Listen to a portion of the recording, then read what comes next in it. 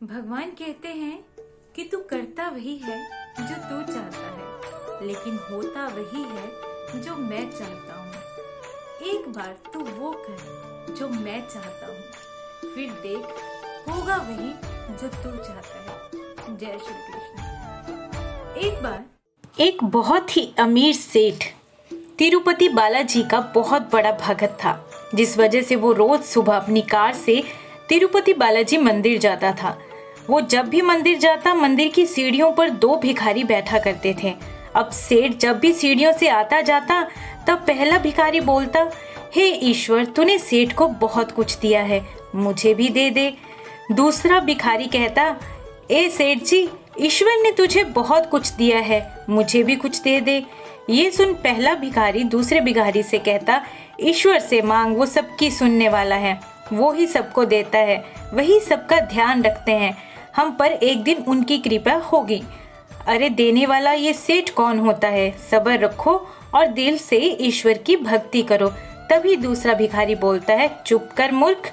सेठ ने पीछे से इन दोनों भिखारियों की बात सुन ली। सेठ पहले वाले भिखारी की बातों से थोड़ा प्रभावित हो गया, जिस वजह से उसने दूसरे वाले भिखारी के बारे में सोचा और ये विचार किया कि देखते हैं ईश्वर की कृपा पहले वाले भिखारी पर कैसे होती है।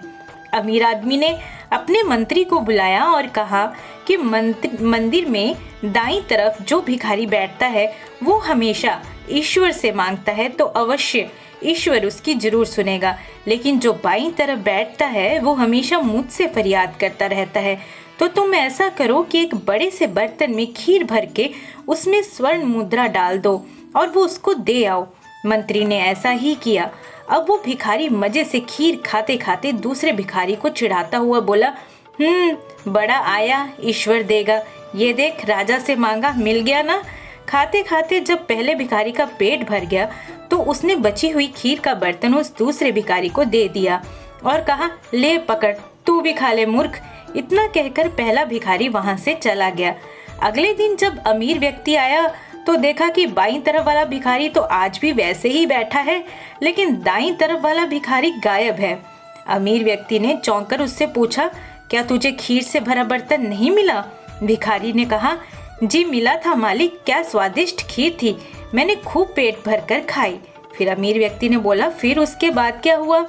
भिखारी ने कहा, फिर जब मेरा पेट भर गया तो वो जो दूसरा भिखारी यहाँ बैठता है, मैंने उसको दे दी। मूर्ख, हमेशा कहता रहता है ईश्वर देगा, ईश्वर देगा, तो मैंने कहा ले बाकी की बची हुई तू ही खा ले। राजा समझ गया और मुस्कुराकर बोला, अवश्य ही ईश्वर ने उसे दे ही दिया।